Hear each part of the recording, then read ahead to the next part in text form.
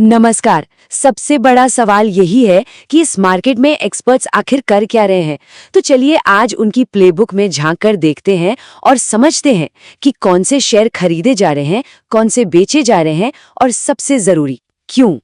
तो चलिए सबसे पहले उस बड़ी खबर से शुरू करते हैं जिसने ब्रोकरेज स्टॉक्स में एक तरह की हलचल मचा दी है।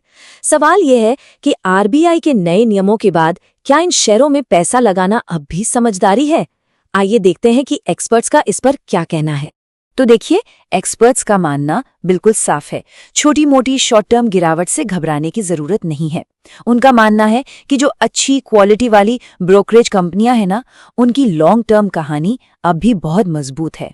तो फिर स्ट्रैटेजी क्या होनी चाहिए? एक्सपर्ट्स कहते हैं कि घबराकर बेचने की जगह इस गिरावट को लंबी अवधि के लिए क्वालिटी स्टॉक्स में एंट्री लेने का एक गोल्डन चांस समझना चाहिए। और यहाँ कुछ ठोस नंबर्स भी हैं। एक्सपर्ट्स की नजर इन लेवल्स पर टिकी हुई है, खरीदने के लिए भी और प्रॉफिट बुक करने के लिए भी। ये आंकड़े एक अच्छी रणनीति बनाने के लिए एक बढ़िया स्टार्टिंग पॉइंट हो सकते हैं। अच्छा, अब उस मुश्किल सवाल पर आते हैं जो हर निवेशक के मन में कभी ना कभी जरूर आता है। अगर कोई स्टॉक बहुत ज्यादा गिर गया हो तो क्या करना चाहिए? इसको समझने के लिए एक्सपर्ट्स ने केपीआईटी टेक और सिंजीन इन दो शेयरों का उदाहरण लिया है। चलिए जरा समझते हैं कि ऐसे शेयरों से कैसे निपटना चाहिए। ये सलाह सुनने में थोड़ी कठोर लग सकती है ना? लेकिन पोर्टफोलियो को बचाने के लिए ये बहुत जरूरी है।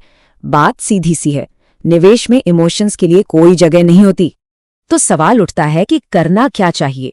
देखिए, गिरते हुए शेयर में और पैसा लगाना, जिसे एवरेज डाउन करना कहते हैं ना, वो एक बहुत बड़ी गलती साबित हो सकती है। सही तरीका वो ये है कि नुकसान को एक्सेप्ट करें, उस स्टॉक से पैसा बाहर निकालें और मार्केट में बेहतर मौकों की तलाश करें। सिंपल।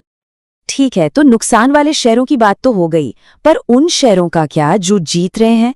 एक्सपर्ट्स जेके टायर जैसे स्टॉक्स को लेकर बहुत बुलिश है। आइए इसकी वजह जानते हैं।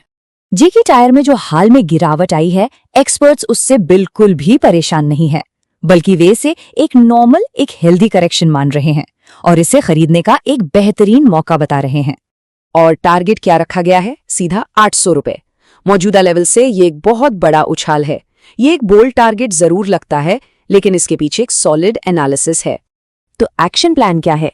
बहुत सिंपल। पहला, अगर ये शेयर पहले से पोर्टफोलियो में है तो उसे होल्ड करें। दूसरा, गिरावट आने पर और खरीदें, इसे एवरेज आप कहते हैं।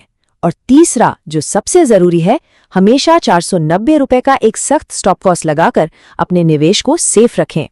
क्या खरीदना है ये जानना जितना जरूरी है ना, उतना ही जरूरी ये जानना भी है कि किन शेयरों से दूर रहना है। तो अब जरा देखते हैं कि एक्सपर्ट्स किन स्टॉक्स को बेचने या उनसे बचने की सलाह दे रहे हैं। और पता है, इस लिस्ट में सबसे इंटरेस्टिंग बात क्या है कि हर सेल की सलाह के पीछे एक सॉलिड वजह दी गई है। मतलब ऐसा नहीं कि बस बोल दिया। कहीं पर तो देखो, कंपनी के प्रमोटर्स ही अपना हिस्सा बेच रहे हैं, तो कहीं कोई शेयर अपने सपोर्ट लेवल से ही नीचे टूट गया है, और ये एक बहुत बड़ा रेड फ्लैग होता है। अब अलग अलग शेयरों से हटकर चलिए पूरे एक सेक्टर की बात करते हैं। वो कौन सा सेक्टर है जिस पर एक्सपर्ट सबसे ज्यादा दांव लगा रहे हैं? जवाब है बैंकिंग सेक्टर। ये एक लाइन ही सब कुछ बयां कर देती है। एक्सपर्ट्स इस समय किसी भी बैंकिंग शेयर पर सेल कॉल देने के जरा भी मूड में नहीं है। उनका साफ मानना है कि समझदार निवेशक हमेशा ट्रेंड के साथ चलता है। चाहे वो पीएसयू बैंक्स हों या प्राइवेट, एक्सपर्ट्स का मानना है कि पूरे बैंकिंग सेक्टर में एक बड़ी तेजी आने वाली है और ये रैली तो बस अभी शुरू हुई है। और अब आखिर में बात करते हैं उस गोल्डन रूल की जिसे एक्सपर्ट्स निवेश में सबसे ज्यादा जरूरी मानते हैं।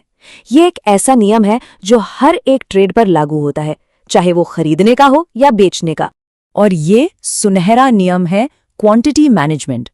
आसान भाषा में इसका मतलब है किसी एक शेयर में कभी भी इतना ज्यादा पैसा नहीं लगाना चाहिए कि अगर वो डूब गया तो पूरा का पूरा पोर्टफोलियो ही खतरे में आ जाए। ये रिस्क मैनेजमेंट का सबसे जरूरी हिस्सा है। तो आखिर में ये सवाल सोचने वाला है, क्या किसी के पोर्टफोलियो में इस सुनहरे नियम का पालन हो रहा है? क्योंकि दिन के अंत में सही रणनीति ही बाजार में सफलता की असली चाबी है।